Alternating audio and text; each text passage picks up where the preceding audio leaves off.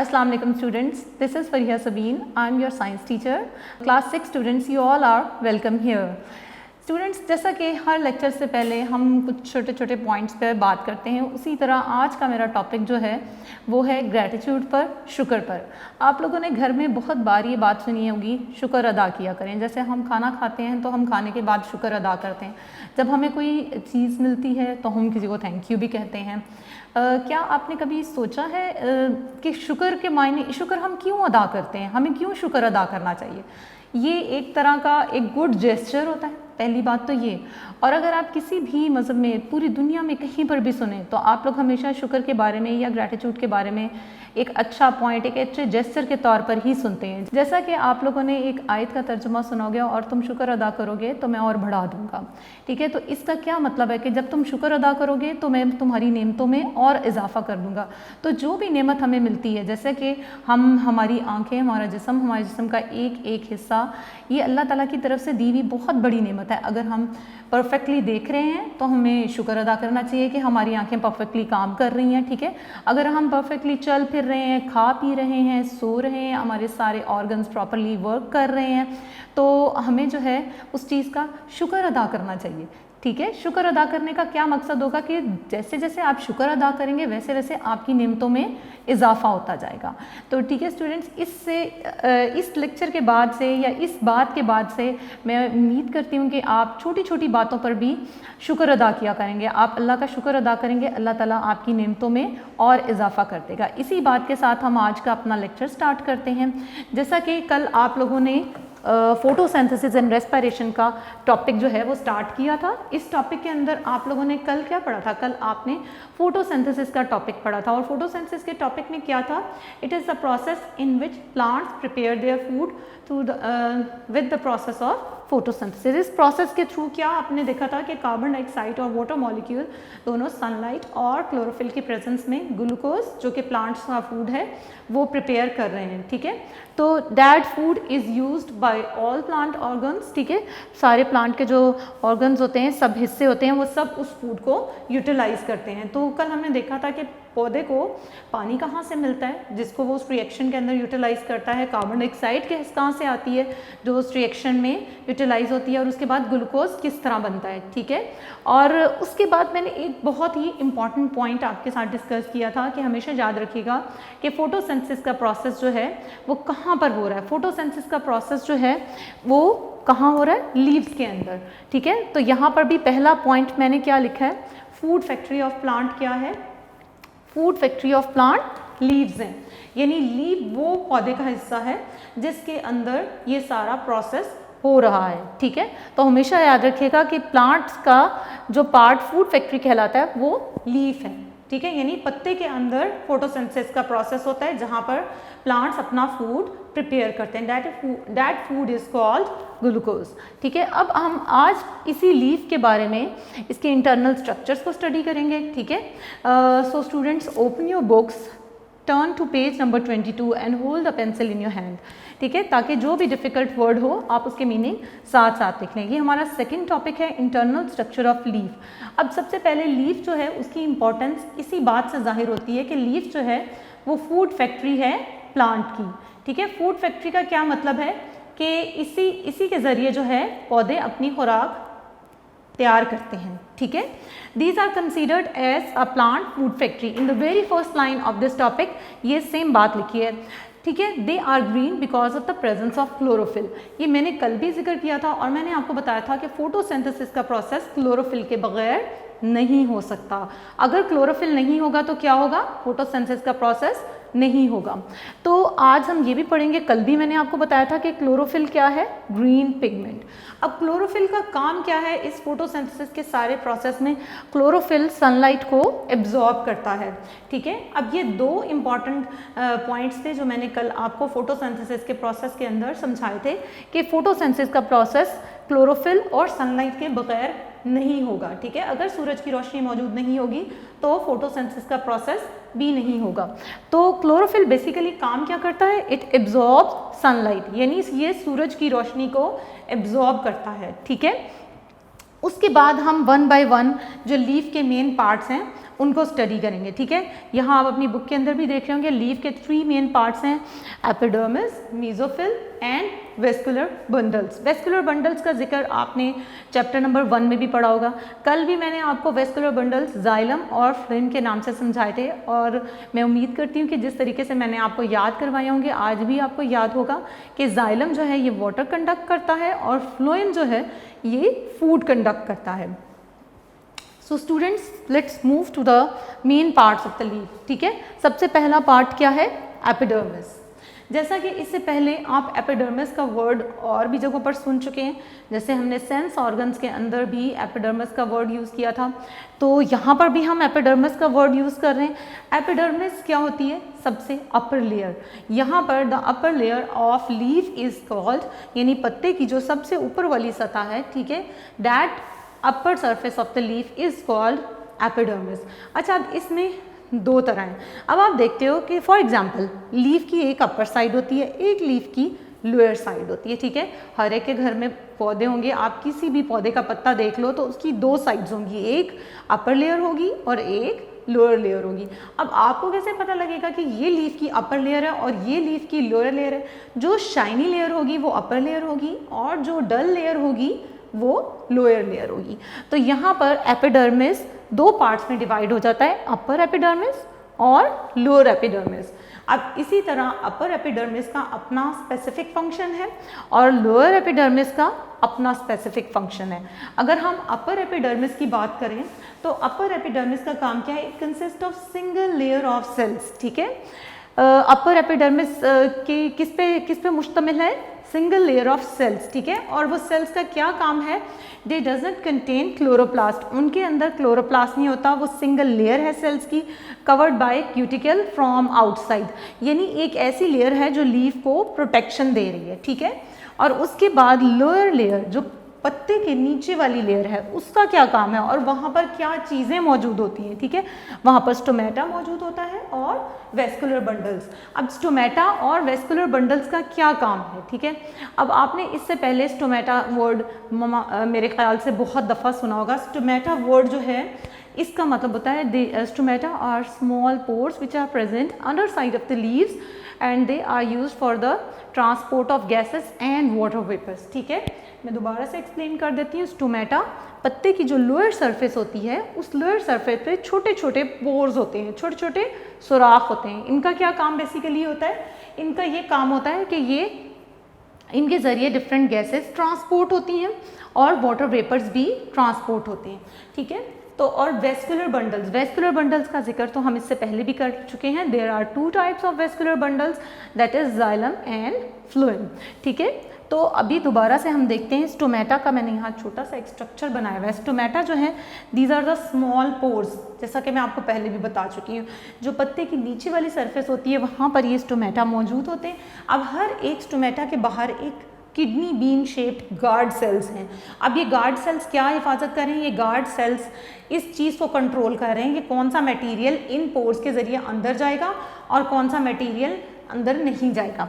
जिस वक्त ये गार्ड सेल्स के अंदर यहाँ पर ये जो छोटे छोटे पोर्स आपको नज़र आ रहे हैं, these pores are called, single pore is called stoma and then stomata. तो ये जो छोटे छोटे सुराख हैं इनकी हिफाजत कौन कर रहे हैं? इनकी हिफाजत गार्ड सेल्स कर रहे हैं। इनको कंट्रोल कौन कर रहा है? Guard cells. यहाँ पर अगर आप अपनी बुक के अंदर डायग्राम देखें तो बहुत अच्छी डायग्राम बनी है, जहाँ पर स्टोमेटा को भी शो किया हुआ है, जहाँ पर गार्ड सेल्स को भी शो किया हुआ है, ठीक है। तो उसके बाद बेसिकली गैसियस एक्सचेंज का वर्ड यहाँ पर यूज़ हुआ है, ठीक है। अभी मैं जो आपको बात कर रही थी वो यही बात कर रही थी, एक्सचेंज का मतलब होता है तबादला, यानी कौन सी गैस अंदर आएगी और कौन सी गैस बाहर जाएगी। जैसे फोटोसिंथेसिस के प्रोसेस में ऑक्सीजन गैस जो है वो रिलीज होती है, वो ऑक्सीजन गैस इन्हीं पोर्स के थ्रू बाहर एक्सक्रीट आउट हो जाती है, ठीक है।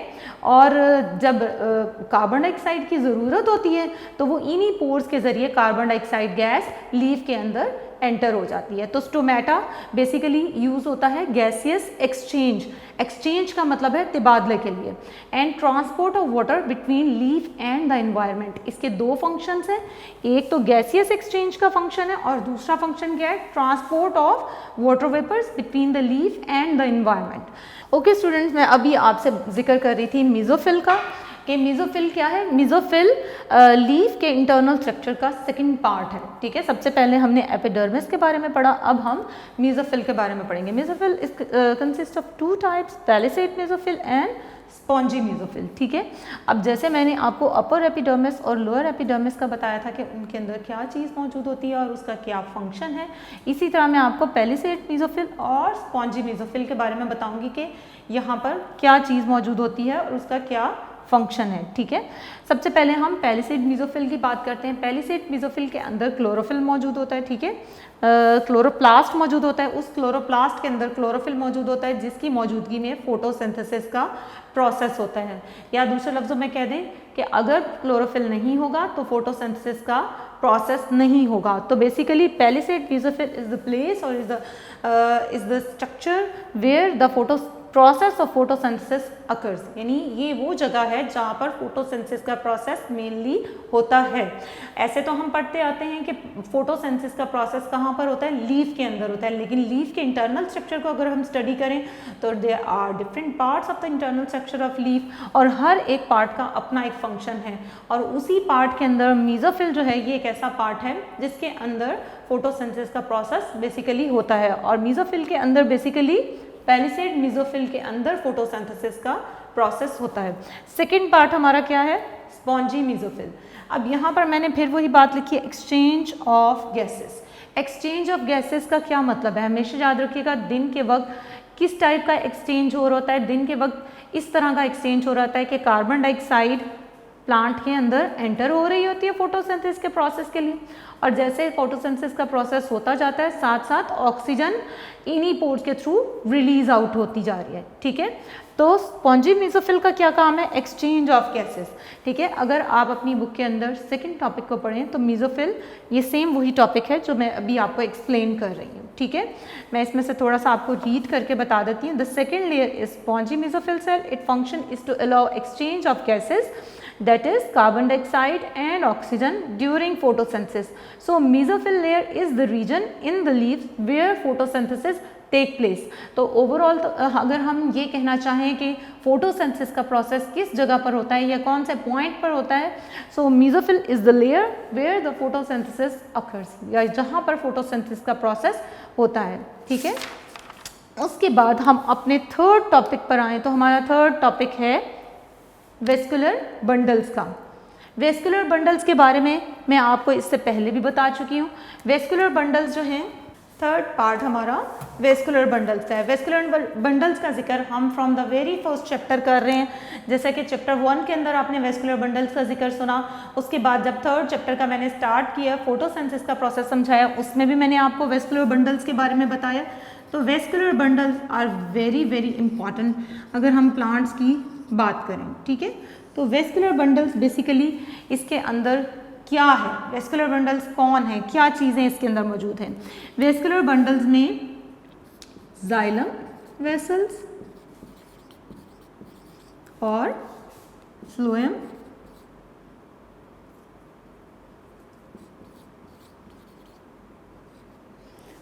वेसल्स मौजूद होती हैं, ठीक है। अब जाइलम वेसल्स का अपना एक फंक्शन है और फ्लोएम वेसल्स का अपना एक फंक्शन है।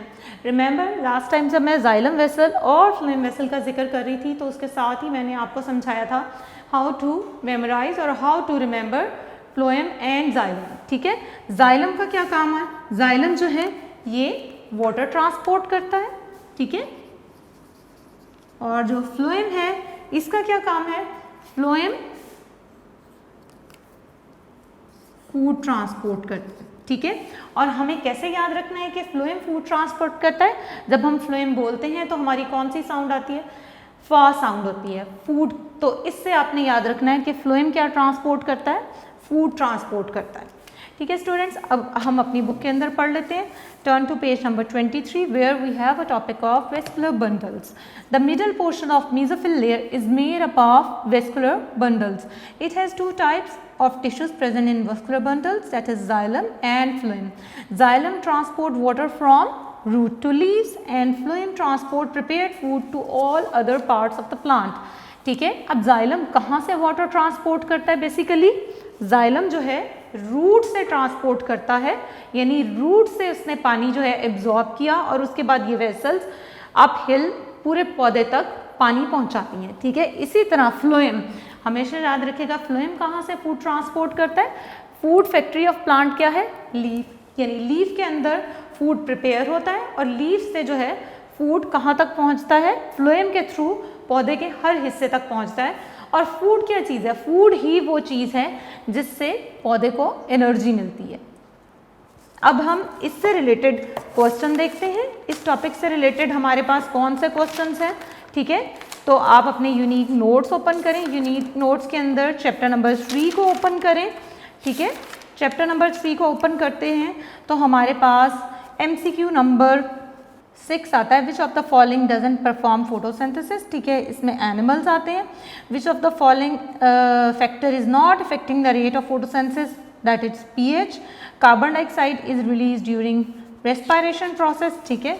उसके बाद थोड़ा सा 2-3 MCQs छोड़ दें तो 11 और 12 MCQ जो है वो मीजोफिल से बेसिकली रिलेटेड है। Mesophyll consist of 2 types of cell. Function of spongy mesophyll is exchange of gases.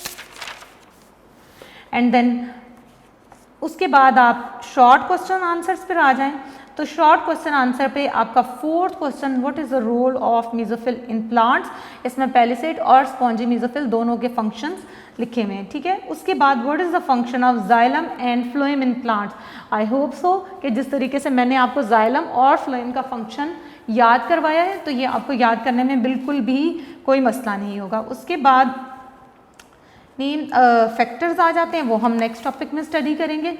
और अगर हम लीफ के इंटरनल स्ट्रक्चर को देखें तो हमारे पास सेकेंड क्वेश्चन जो है इंटरनल स्ट्रक्चर ऑफ लीफ, ये एक लॉन्ग क्वेश्चन है जिसके अंदर एपिडर्मिस, मीजोफिल, वेस्कुलर बंडल और इसके साथ इंटरनल स्ट्रक्चर ऑफ लीफ की डायग्राम भी बनाई हुई है।